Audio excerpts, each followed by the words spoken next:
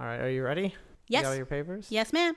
Okay. Hello, ladies and gentlemen. Welcome to the With Chinese Characteristics podcast. I'm Natalie. I'm Cherry. We have an exciting episode for you today about a depressing topic, something a little bit more current than our past few episodes about peasant rebellions. Recent histories. Recent histories. Well, you know, yesterday's history. Good point. Right? So what's our topic for today? Our topic today is violence against... Our topic today is... Want to try that again? Our topic today is violence against doctors with Chinese characteristics. Okay. So is that violence with Chinese characteristics or violence against doctors with Chinese characteristics? Violence against doctors. Violence with Chinese characteristics is a whole nother topic. Okay. I don't think we'll have enough time in one episode. So what is violence against doctors? What part of that has Chinese characteristics? So, being a doctor can be a hard job. Yeah? Especially in developing countries where medical resources are scarce. Is China a developing country, though? Well, depends on what we're talking about. When we need like financial aid from other countries, we are a developing country. Okay. When we want to Annex Hong Kong?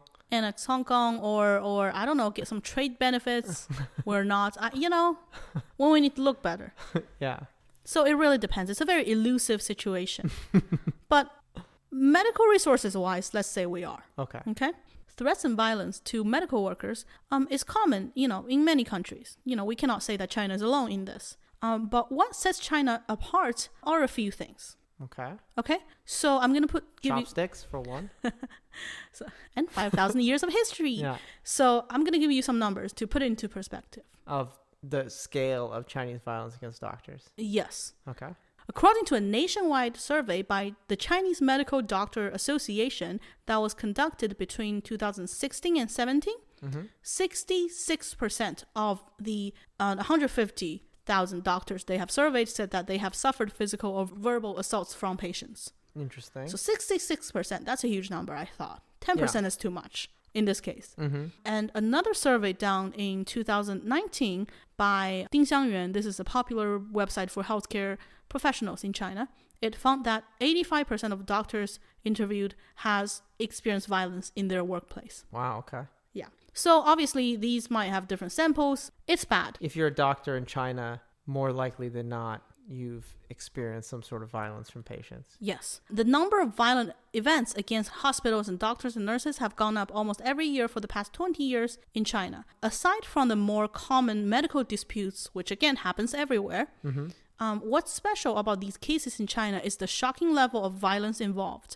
In other countries, serious injuries and murders are very, very rare. Against doctors for medical dispute reasons. Against them specifically for being doctors? Yes. Okay. Who may have treated them or work at the hospital that have treated the violence perpetrators. And between 2016 to 2018, a total of almost 8,000 people have been prosecuted from the crime of intentionally injuring medical staff or inciting crowds at hospitals. And that's just the people who are committed. Okay, so yeah, because I'm thinking doesn't sound like that much for a period of years in China, but yeah, China's a big place. But I think we talked about it in our marriage episode or our Chinese parents episode. Low-level assaults in China are kind of not a crime. No. As long as bones don't get broken, as long as... Or if you're beating your wife or children. Well, Cherry, that's a you domestic... never get charged. That's just a domestic dispute, exactly. Right, Cherry? Yes. I mean, she's your wife. Yeah, you have ownership over this person. So, so with that said... Much like COVID cases, the ones that are actually counted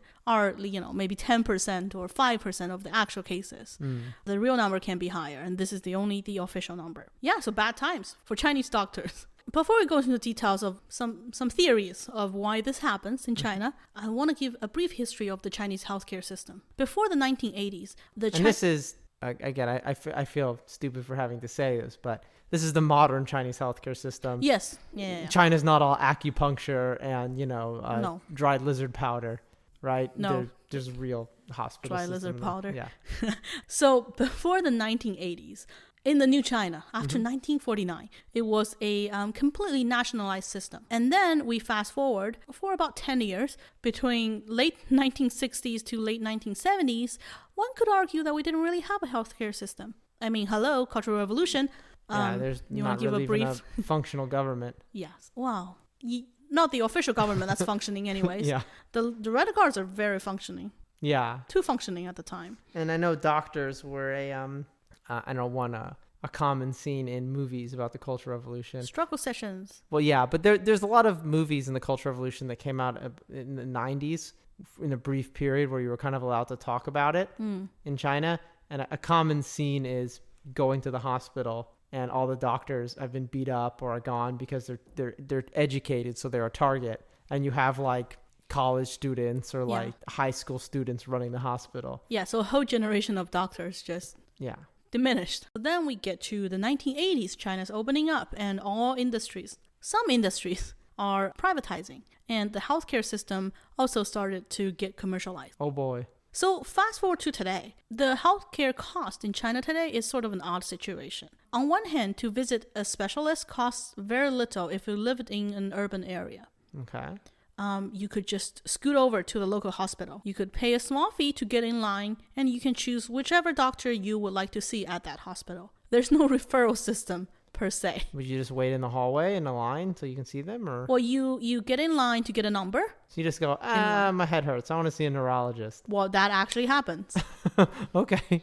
Yeah. So the concept of a primary care physician is relatively new to China. And it is only starting to get institutionalized in the past few years. So you kind of almost self-diagnose. Yeah. You go to the hospital and you think, I want to see this type of doctor. You don't go see a doctor first who then tells you what kind of doctor to go to. Yes. Okay. And my people, Chinese people, have definitely, and I cannot deny this, have a tendency to try to seek out the best professionals there is with minor discomfort. I think it's the best of everything, right? Yes. So what that means is doctors, specialists in urban areas are forced to see sometimes up to 100 patients a day. This would be like a neurosurgeon, right? So like like a neurologist is supposed to look at if you have a headache. Yeah, 100 people a day, right? Yes. Brain problems. And then in this case that you said, neurologist says, oh, well, you got to get a head CT. Those are very expensive compared to the doctor's visit. Tests, hospital stays, treatments are generally very, very expensive. So compared to the cost of just go see a doctor for an appointment. It's like a movie theater. They make money on the popcorn. Exactly. The product is not the diagnose. Okay, the extra stuff. The extra stuff, the add-ons. And doctors in China have a relatively modest base pay as their salary, and the hospitals must keep themselves afloat with selling of the medicine, the prescribed medicine, and all the treatment. So that even if these treatments sometimes are necessary, patients get very suspicious. Yeah. And it is a breeding ground for corruption. So you go to see your neurologist because you have a headache and it's $10, right? Yeah. And then they go, well, you really need a CT scan because I really can't tell you otherwise. And that's $5,000. Yeah. And they're going to be upset because they're going to think. Naturally, yeah. Yeah. Even if it's realistically, how's he supposed to know what's wrong inside your head? Mm-hmm. You know what I mean? Yes. So as much as I often voice my problem with the American referral system. Yeah. You know, China is starting to push this out. And at lower levels, especially at the countryside, they try to bring in the primary care physician. But I'm assuming people don't want to go to them. They'd rather just go to the hospital. Yeah, there's a mistrust situation going on here, which we'll get to in a second. Okay. So I know in the U.S. there's problems with some kickbacks, and that's basically what started the opioid crisis with like OxyContin and stuff. Yeah. But you're saying in China it's even more direct than that. Like a lot of salaries and bonuses are directly linked to how much medicine they can sell, how many x-rays they can get people to take. That's how it works. Okay. The hospital will make more money, but the medicine that's prescribed by a doctor goes back to the doctor. Okay, so there's different revenue channels for the doctor, right? Exactly. So, well, it's a system that seems almost designed to create mistrust and corruption. Because even if you're an honest doctor, right? Yes. People are going to assume you're not. Yeah. So China is still a developing country. In 2014, China's population counts for more than 20% of the world's population. Mm-hmm. And 2% of world's total expenditure on healthcare. Okay. So that's 1 to 10. And in 2019, China's medical expenditure costs 6.64% of the country's GDP. Comparatively, America is 17.5%. of its GDP. UK, when we talk about Medicare and medical system, America might not be the best model to sample after. But if you're rich, it is. But United Kingdom, where universal healthcare is implemented, in 2018, the total medical expenditure costs 10% of its GDP. Yeah, it's more efficient. Yes. But in China's case, I think it's more of like, we just don't have enough money to spend on it. Mm-hmm. In 2017, every 1,000 citizens, we have 2 doctors in China. Okay. And for America, that's 2.6 doctors. Okay, so it's not... In UK, that's 2.8 doctors per 1,000 citizens. So it's not drastically far off. There are, I don't know if I want to say enough doctors in China, but it's... Well, no, that's like 20% less. I know, but it's in the same ballpark. Okay, maybe, because India has it worse, 0.9 doctors per 1,000 citizens. Yeah, so I mean, the problem is that a lot of the doctors are not utilized because people won't go to them because they're not... There's a concentration of medical resources in bigger cities, and people will travel far in order to seek out those... Even if they have clinics in their village or nearby. Because they want to go to the best. Okay, so there are less doctors, but it's made worse Yes. by the situation. Yes. So patients experience long waits for short appointments because it's too easy to get. Patients being suspicious of expensive tests and medications that may benefit the doctors more than themselves. It's a breeding ground for anger and violence that comes after. But we'll get to that in a second. So in the case of that you already have these negative experiences and if you think your doctor is treating you wrong, what do? In other countries, you file malpractice suits or you file a complaint with the hospital. Yeah, or you get your insurance company, not involved or something. Exactly.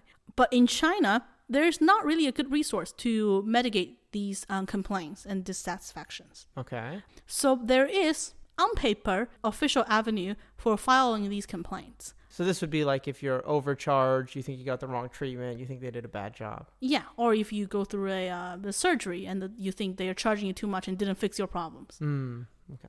Which modern medicine doesn't fix all your problems. Doesn't fix a lot of problems. Right? So patients in China and their families don't really tend to trust those institutions. They think it's largely unfair and are on the side of the establishments. These sort of, we'll call them malpractice channels. Legal channels, right? Okay. And I can't blame them because in terms of rule and law, we're not really striving and trying very hard for a fair judicial system to begin with. So who's to argue? Even in the US, if you're richer, you have more money, you have more access to better lawyers, you have more access to things, right? You already have an advantage. Yes. If you have more money. And in China, where you can essentially bribe people or just call the local party and go, it would be bad if we lost this case. It would make the party look bad or something. Then it's used even more rigged against you. And even if it's not, right? Even if the local area is incredibly fair and all the judges, they're not going to bow to pressure, you as a lower income... And what's the chance of that? Yeah, I know, but let's just say it is. Let's say you were in the perfect village. Or sure. The perfect village. You won't necessarily believe it. No. Right? Even if it is fair, you're going to assume it's not fair because most aspects of your life are not fair. Exactly, right? So all of those situations contributes to daily verbal abuse and bad attitudes towards doctors and nurses. And that's the lowest level of violence. And also, if doctors have to see 100 patients a day, they're not going to really have time to... No, bedside manner, I think we talked about, is a luxury. Yeah, and because also, if there's no kind of equivalent of long-term care with a single doctor, there's no time to build a bond, right? What's the point? Yeah, what's the point? You're not never going to see them again. Yeah. So daily verbal abuse and all these mistrust doctors and medical professionals, they're used to it. They already expect it. And what's worse is the higher level of physical violence. And let me bring you a concept that's called Inau. It's very much with Chinese characteristics. It literally translates to medical disturbance. Okay, so it's Chinese slang? It's a word. Okay. Anyone would know it. Okay. Well, any Chinese person would know it, not anyone. Yeah. It is a illegal interruption of normal activities at a hospital, usually conducted by a patient and their relatives, and in many cases, local gang who specializes in causing disturbance in hospitals. So it's like a shakedown. For financial compensation. So they do your surgery and you go like, my knee still hurts. Yeah. And you're charging me too much. And they go, well, you got diabetes or whatever other problem.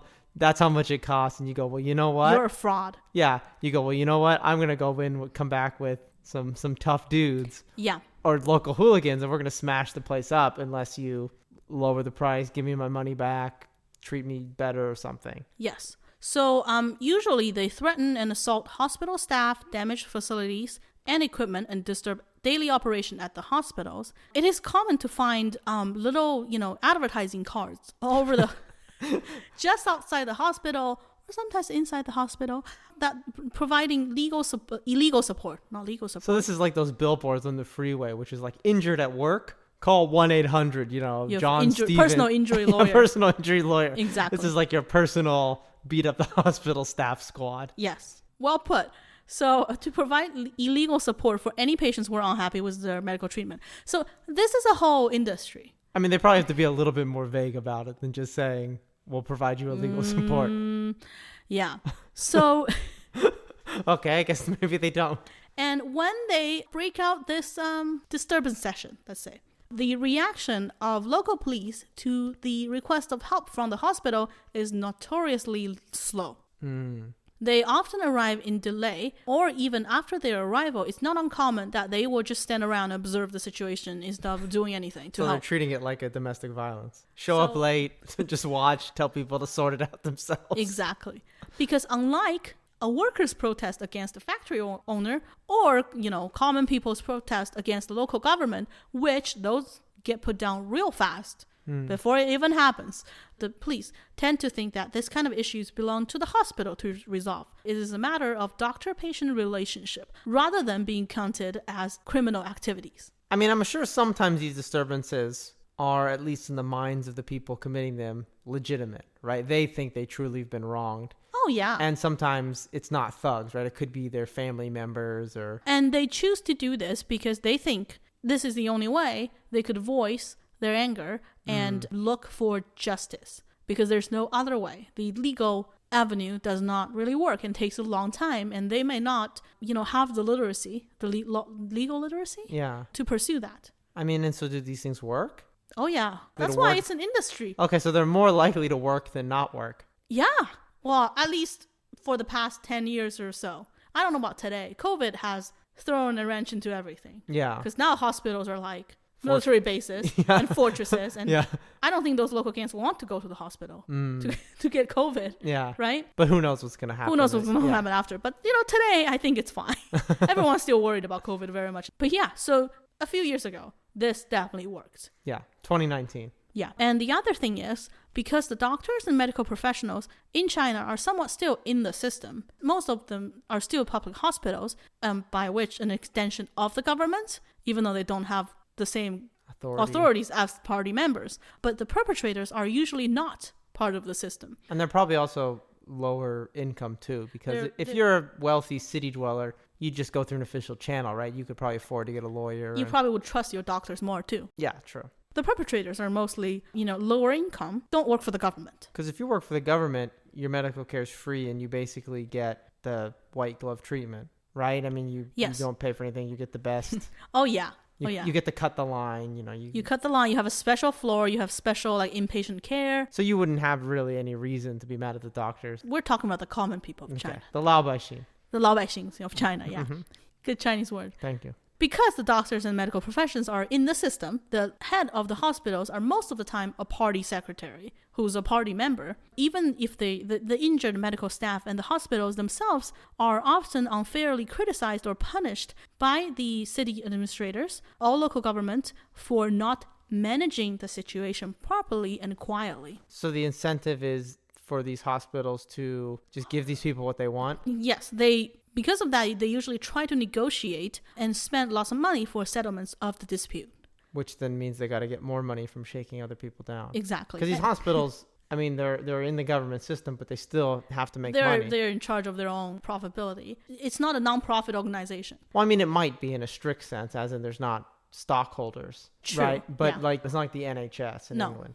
Also in China, the different thing compared to China to America is that in China, the entire hospital is insured as a group instead of individual doctors. So in America, if it's malpractice suit, you go, I'm suing Dr. So-and-so. In China, you will sue the whole hospital. So individual doctors don't really have any say over this. Yeah. Yeah. And the hospital as a group with a party secretary as a leader, if they could pay some money to make it go away. And the local police is not going to do anything.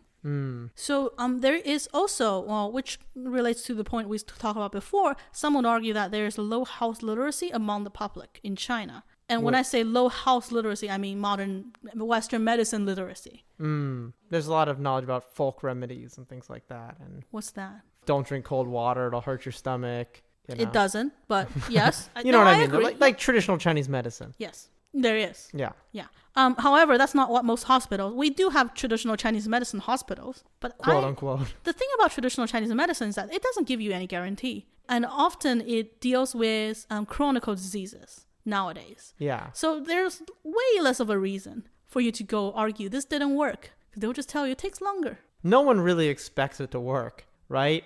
Like, Yeah. no one really, like if you do a special diet to cure your cancer, right? It's like, there's no really to get really mad at but yourself for Yes. thinking that's going to work, right? Yes. Um, You cannot file a There's no face to malpractice suit over that. against an acupuncturist. Yes. You have no argument. No. Yeah.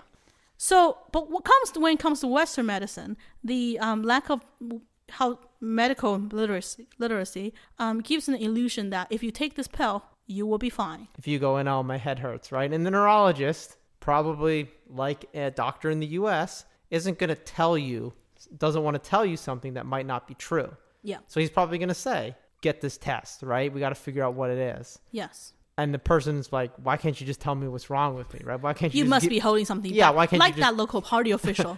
Yeah, why can't you just give me the pill and cure it? Yes, and they will think that they're corrupt, even sometimes when they're not. Of course, there are corrupt doctors, but I like to think it's not the majority of them. So these local gangs, the medical disturbance, is a huge phenomenon in China. Again, not today because of COVID, probably. Maybe again in the future. Maybe again, fingers crossed, hopefully not. But We're working towards these aren't killing doctors usually. No, these right? are not. Yeah. So the highest level of violence, the murder of the doctors. And I'm or just the gonna, violent assault and stabbing. of violent assault. So people get actually injured or killed in these cases. And I'm just going to read a few, examples of it. them. Okay. February 17th, 2014, in a hospital in Heilongjiang province, a perpetrator was not happy with the surgical outcome and attacked the head of his ENT doctor with an iron pipe and murdered him. February 18th, 2014, a general surgeon was consulting a patient and his throat was slashed suddenly by his former patient and he died as well. February 25th, 2014, at Nanjing Stomatology Hospital, a young female patient was not happy with her ward arranged by a nurse on duty. Later, her both parents beat the nurse up to paralysis. So these are just a few Public ones. that gets reported that by just reading them scares me. But there is one case I want to talk about that is one for the history books. I don't mean positive. So this is like the Columbine school shooting of. Why don't you crackle your paper a little bit more? While I'm talking. sorry. So sort of like how Columbine was the school shooting that kind of made it into the history books, and everybody sort of uses shorthand for school shootings in America. Yeah. This is like the stabbing, doctor stabbing everyone. This is the case that gets brought up a lot Okay. in research papers and that. On 23rd March 2012, a 17-year-old boy with a inflammatory infection of the spine. There's a very complicated name for this disease, but I won't try to pronounce it. He also has TB, which is lung infection, at the same time. Tuberculosis. Yes. And he was seeking medical treatment, and he was told by a senior doctor, in a Harbin hospital, which is in northern China, that he needs to treat the TB first before they can do anything else. He left the clinic, but quickly he returned with a knife, and he fatally stabbed Dr. Wonghao, who was not involved in his case. I think that was just the first doctor with the white coat that he saw, and he also injured 3 other doctors. Probably try to stop him. And this case is very typical because in most of these, we'll call them doctor stabbing cases, the perpetrators are male, mostly poor, or not of high income groups, and they are on the hooks for their own medical treatment. And in this case, he didn't get a medical treatment, but most of the time they either are seeking medical treatment and feel like they were refused and they cannot afford to lose a day's work to feed themselves, or they have paid for medical treatment and didn't feel like they got their money's worth. And most of these perpetrators do not have a criminal record They're not serial killers. Also, most of them don't have a diagnosis of mental illness. Kind of sounds like, I brought up school shootings, but it does almost sound like mass shooting kind of thing. The frustrated Young male. Yeah. So masculinity is great. So it's not just nurses. I mean, it's probably not just doctors who get killed in these, right? It can be nurses and other people too, or medical staff. Yes. Okay. It's not just doctors. And in this case, it's the first doctor he saw. So really, anyone in the hospital is a target. Yeah. It's a very dangerous work environment. Who would have thought? Pre-COVID. Yeah. Right? So during COVID, obviously, it's also very dangerous, but for different reasons. Yeah. So one of the reasons, so this is a very typical case and very shocking back in the days. But another reason that it's one for the history books and that gets, referenced all the time is that at the time, shortly after the incident, the People's Daily, our beloved Communist Party mouthpiece, reported on the news.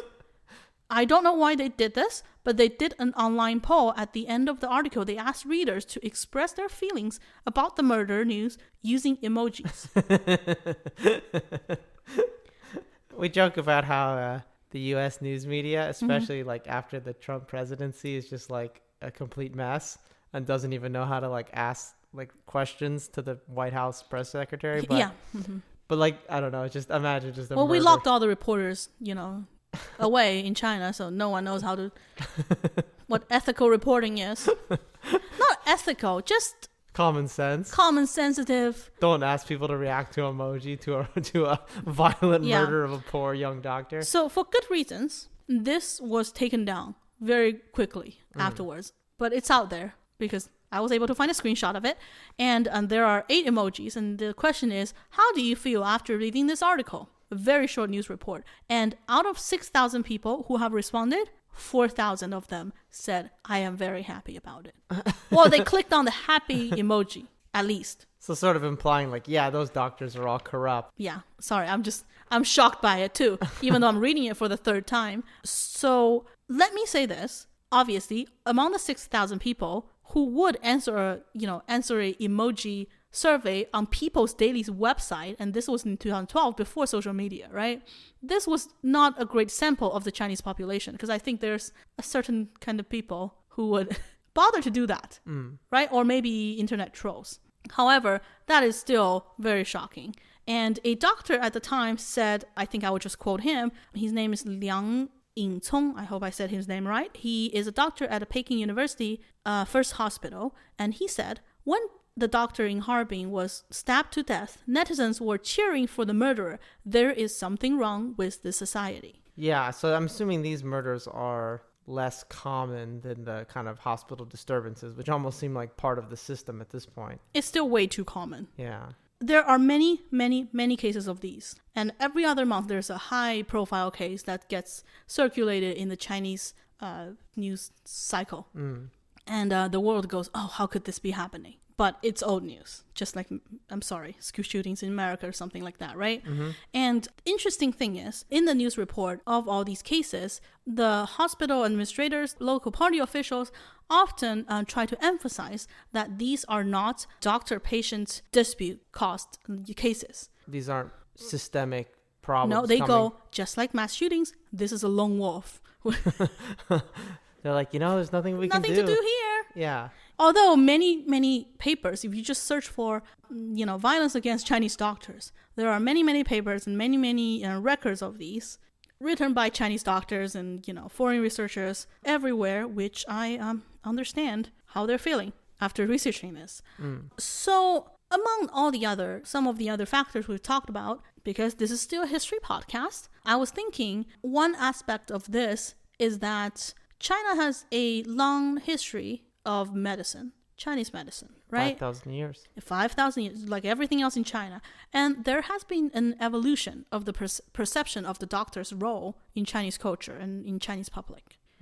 So in ancient times, Chinese medicine was done through superstition, and medical practitioners were often seen as wielding this mystical power. And we talked about how Taoist... I don't think superstition's fair because, at the time, it wasn't superstition, right? At the time, it was we call it superstition today. It was religion, right? It was, or it was seen as like science, right? Just like how we talked about how Taoist priests would often travel around and treat people with Chinese medicine. But that has a religious undertone to it. Yeah. Right? So yeah, faith healing. Yeah, faith healing. Well, and even stuff like feng shui, which people have heard of, that all kind of ties into it, right? Like, oh, if your feng shui is really out of whack, you'll get sick, right? You know what I mean? So I mean, it's a kind of all-encompassing system. And it involves some what we'd probably call real medicine, right? Well, I mean, okay. So about feng shui, I mean, I don't know. Sometimes, like, for example, interior design, right? Feng shui makes sense to me because it goes, the common areas where you move around in the house must be, don't have sharp objects in the way. Well, there's a lot of stuff like kosher food or halal food for Islam as like ancient food safety laws. Yeah. Oh, why shouldn't I eat that type of food? Oh, well, God says you shouldn't eat it. People probably died from it. How are we going to get people to stop eating this stuff? Well, we'll just tell them God didn't want it. Didn't want it to do it. But they did it for a reason. Well, through observation. Either that or God came down with some food safety laws. Maybe. Yeah. But I feel like feng shui is kind of like that. It's like, you know, you can look at it and be like, oh, that looks nice. Right? And you go, oh, well, why does it look nice? We'll make up some rules about it. Some dragons, got to do some stuff. Yes. So where was I after feng shui? So Asian Chinese medicine practitioners, you know, these mystical powers that they hold, common human beings can only obey it, right? And they respect them in the hope of being treated. And back in the days, we called the doctors, we still call them today sometimes, we call them daifu, which means scholar bureaucrats also at the same time. Man, those Confucian scholars, they really can do everything. Jack of all trades. So back in the day, a Chinese doctor is an authoritative figure. They're protective of the people. Yeah. They're well respected and they're honorable. Well, at least they're the ones who wrote the history, so. Exactly. And then last 200 years, transitioning times for China. We get to Mao's China. And for a good few decades, doctors were not respected. And this obviously comes to a head during Cultural Revolution. Mm-hmm. During Cultural Revolution, doctors, like you said, as the representative of capitalist agents. Yeah. I mean, they have an expensive education. They know things other people don't know that you can't just get from life experience. Mm-mm. They might speak English. They might wear glasses. Yes. Soft hands, Cherry. Yeah, exactly. And doctors are often the target of many violences perpetrated towards them by the Red Guards. And I was reading one case from 2014, and it reminded me of Cultural Revolution. Okay. And I'll read it to you just to see if it reminds you too. So 2014 March, in Chaozhou Central Hospital, a patient had acute alcoholic intoxication due to alcohol abuse, and he died after prompt treatment. The relatives of the deceased patient considered the doctor's treatment had led to the death, and they called up approximately 100 people to humiliate the doctor in charge by forcing him to walk in hospital in front of the hospital for half an hour until the local police broke it up.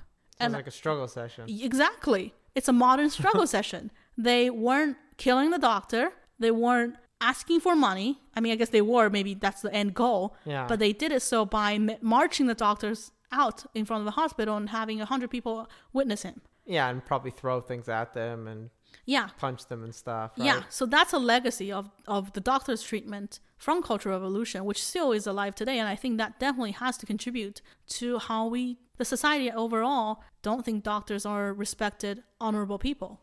Yeah, but I mean, and that's not necessarily a failing of Chinese people or Chinese culture. It's a failing of the system. Yeah. That puts doctors in this adversarial role. Exactly. And today, the practice of Western medicine is more common in China, and the mysterious veil in front of medicine is somewhat removed. And doctors are no longer held as father figures, especially with privatization of the market and how all these expensive treatments and medicine and corruption that the system breeds. Well, and also it's almost like old school Chinese doctors, they had bedside manner. You know what I mean? In a way. They did, yeah. Right? Yeah, you know what I mean? You're supposed to talk to people. But now it almost seems like a doctor's more like a car mechanic. Yes. It's like you bring it in there and they go, you need a tire rotation, you need an air filter, you need an oil change. And you're like, do I really need all that stuff? And they go, yeah, you do. You know? So sleazy. Yeah. Exactly like that. Some patients see doctors nowadays as anywhere between greedy liars, merchants, salesmen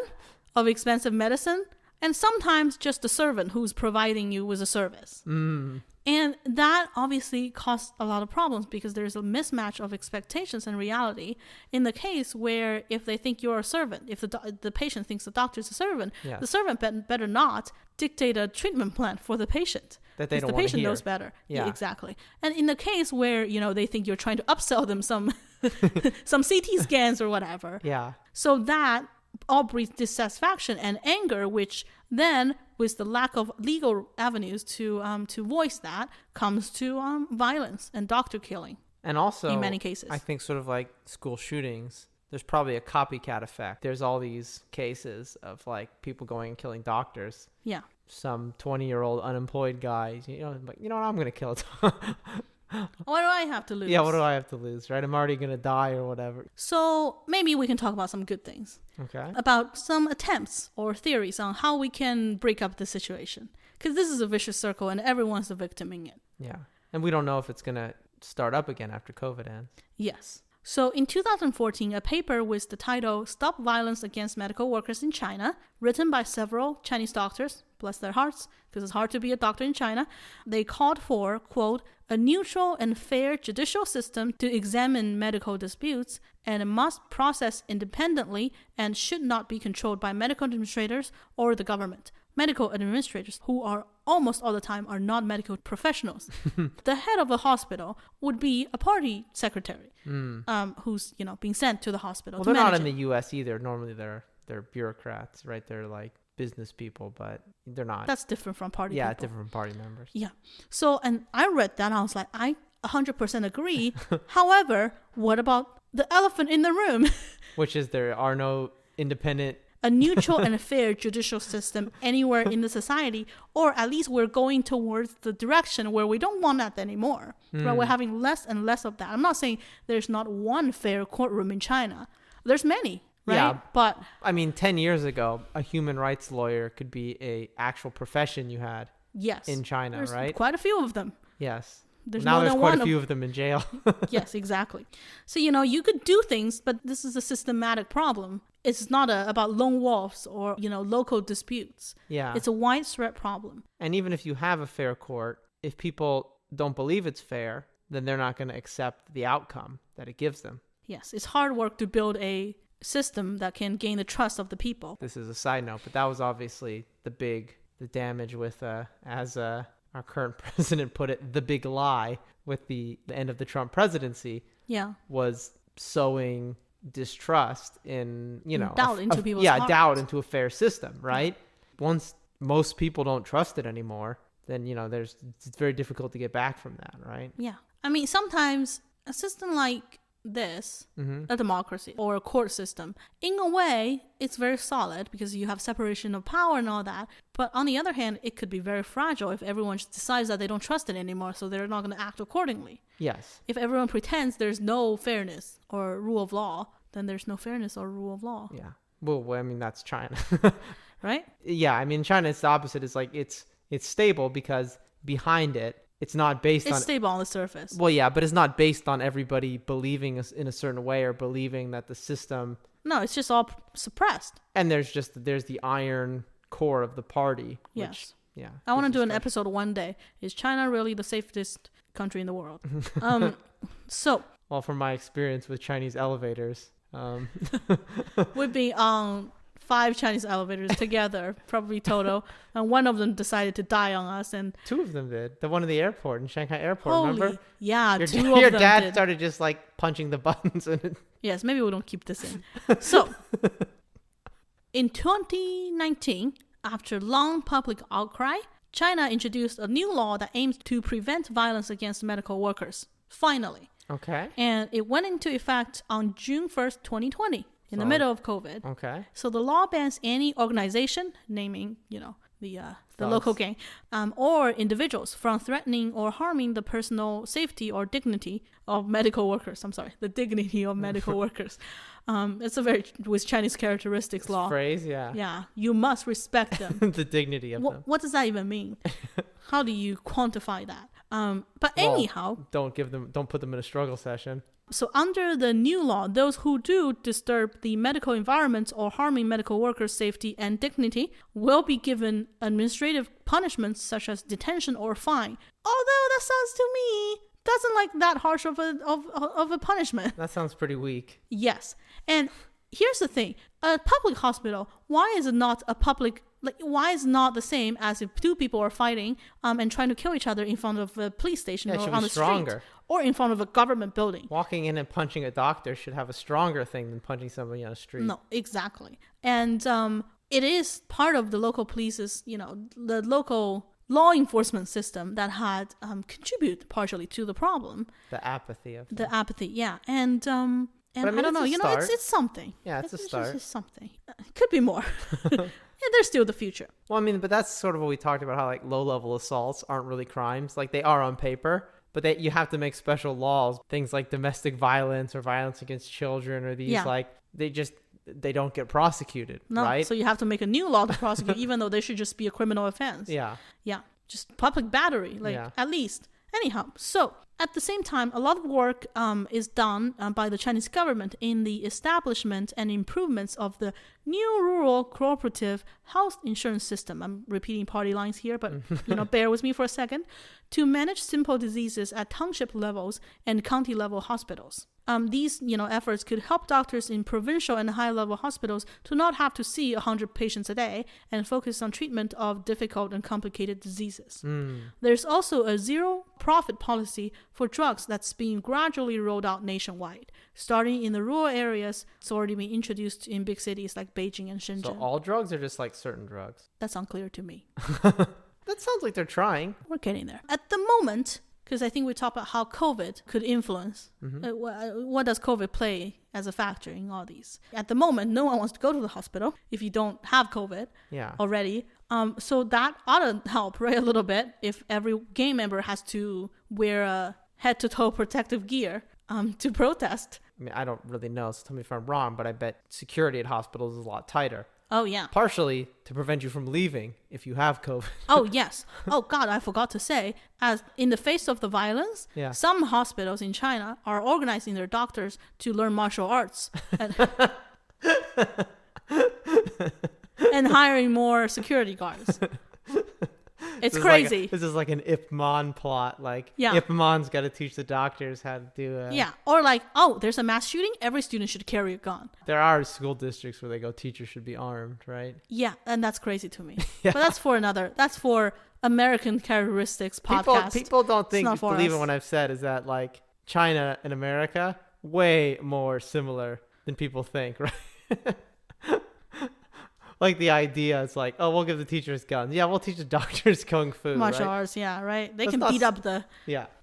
So that's not going to work. Let's just agree. Okay? You shouldn't have the doctors be martial arts, be Ip Men and protect themselves. So obviously we're speculating here in the future. The whole COVID situation, I won't say was caused by, but there is a smoking gun in the kind of suppression of doctors in Wuhan. Yeah. Right? And I think... that's kind of the face of it, right? That doctor reported about Li it. Wenliang, yes. And he got put in jail, right? Or briefly, right? Then he had to sign a confession. Yeah, he wasn't put in jail. He was called to the police office. You know what I mean, right? Yeah. So that sort of caused a backlash, obviously. And obviously the Communist Party, at least in propaganda, has been falling it over itself to kind of treat doctors as heroes. As saviors, all these things. But at the same time, do not talk to the media. Yeah, right. Partially to make up for what they did, right? They're not kind of admitting what they did was wrong, but they're trying to sort of get ahead of the story, as one would say. And there's there's the museum in Wuhan of how great the doctors are and stuff. So no one knows for sure, but this is going to be, next year after, there is going to be a change in how doctors are treated, I think. Do you think that is going to impact these kind of Chinese cultural traditions of causing violence at hospitals? Not to be doom and gloom, but here I think that, yes, it's great that we're all seeing praises of the doctors, which as society should, right? But I feel like you have to take it as a grain of salt as propaganda. because at the same time the government goes, they're heroes, right? But I mean, in any other governments too, like in America, sometimes they don't have, at the early COVID stages, they didn't have enough protective gear. Yeah. And you're just literally pushing the doctors up to the front lines and letting them die. Yeah. Which in China we literally did, right? Yeah. The first whistleblowers died and probably got the strongest strain of coronavirus to begin with. And we cannot, I mean, Li Wenliang as a doctor, as a martyr who has died of COVID, and you can't have open gatherings, COVID or not, to mourn him. You know, he can only live as a propaganda piece, and people can only talk about him in the way that the government wants you to. And like that paper from 2014 that had called for a neutral and fair judicial and independent judicial system, that has to be, or something like that, has to be the way to solve this systematic problem. That's not what I think is happening or what's going to happen. Do you want to know my prediction as a person who has no qualifications to make such a prediction? No one does. No one has a qualification to predict future. So here's my prediction. Yeah. Doctors and hospitals are going to be brought under the same umbrella as like police stations, large factories, party offices, where they're not going to solve the problem. They're just going to be added to the group of people that you cannot express your anger against them. Yeah. Or the government will come in and squish you like a bug. That's my theory. That used to be an avenue. It used to be safe. You could beat up a doctor and the government will kind of just... So it's not like we're going to have a rule of law of a society, but we already have a class of people who are untouchables in the system. So we'll just extend this class to the doctors. Yeah, we're going to just extend that class to the doctors. That's my theory. I don't know what to say about that. It's a little dark. I think I'm right, though. It might be good for the individual doctors, honestly speaking. Yeah. It's not good for the whole country, but... Yeah, right? Yeah. But it might be, short-term wise, it will help us, protect the doctors. In terms of the ratcheting down of society. Yeah. Because, I mean, Xi Jinping has a bit of a carrot and a stick approach to things where there'll be a problem in society. And let's say corruption. And he'll solve, from my perspective, let's say he solves 10% of it. Okay. But then he uses that to crack down further on society. You mean and political enemies? Political enemies, yeah. Freedoms, sure. Stuff like that. A little bit, we'll make it so there's no profit for doctors. We'll have rural healthcare. But giving you this, but if you do anything, right? Better behave yourself then. Yeah, better behave yourself then, right? Yeah. And that's what I think is going to happen, right? I think that's kind of a blueprint. I mean, some people would say that's a good solution, for the sake of evoking all voices on this podcast.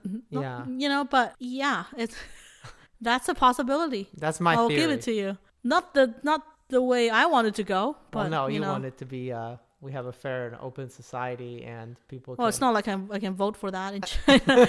So, and I don't know, from the perspective of an individual doctor, right, who's in fear of your life every day, what do you wish for? Not that you have a say to it, but... I mean, you probably wish that if somebody doesn't agree with you, you can throw them out of the hospital. If they come back with a knife, yeah, the police shoot them. Yes. Which they should have been doing because or, if we're living in a society right? of battery is just not okay. Yeah. But towards women or towards doctors, it was okay. Yeah. So yeah. Well, hopefully that was interesting to people. I guess the next couple of years will show if this is a talk about Chinese history or Chinese present in terms of if this is still happening after COVID. Yeah. The world is kind of in a little cocoon right now. We'll do a revisit. Yeah, after a while. We'll revisit it after a while. Yes, and I don't know, cheers to medical workers everywhere. Yes. In China or abroad. We don't want to cast any doctors anywhere as being fundamentally corrupt. Yeah, and on the other side, on the murder side, violence side, most people, overwhelmingly, who have committed these murders are one-time offenders, do not have a history of mental illness, are overwhelmingly male and lower class, and are angry with society, then society has a problem, right? It's not all serial killers who do this. Yes. And so it's not to say anyone should do this, no one should do this, but they might think that's the only thing they could do. Yeah, and like you said, it's not necessarily even that the doctors or the hospitals are causing it, right? This could just No. be the final straw. Yeah, well, in Chinese, we often say, which I always thought that this phrase was funny when I was growing up, that you say someone who's crazy, like committed some crazy crime, nonsense crime, as 报复社会, as in like revenge to the society. Like they're committing a revenge to the society. They're taking out all their anger and all the suppressions that they felt they have suffered throughout the years on some random person. Is that a modern Chinese saying? I think so. I always hear it in, like, back in the days when I had newspapers, that my grandparents always read them, and then you read a case in someone who had gone to a school and stabbed some children, and they want to revenge the society. Yeah. So I think that's suitable in these cases. Yeah, it's a good term. Well, anyway, there probably is a term that I'm just not thinking of. And well, if you think of it, let us know. thank you for listening. Hopefully that was interesting for people. We'll have more bright episodes coming up. If you are a healthcare professional somewhere in the world, United Hats States, off to China, you. hats off to you. Yeah. Thank you for what you do. Thank you for what you do. If you're a victim of malpractice, I feel bad for you, but please don't beat up any doctors. Go through official channels. So, well, Sometimes they don't have the in the U.S. option to. Oh, in the U.S. Yeah. Well, yes. Yeah. It's lucrative in the U.S. Malpractice lawsuits. Yeah, I've heard. So I've heard. I mean, every lawsuit is lucrative for someone. Lawyers. For someone in the U.S. For the lawyers in the U.S. Exactly. Yeah. Okay. Well. Well, it's also lucrative for the local gangs in China. Well, thank you for listening, and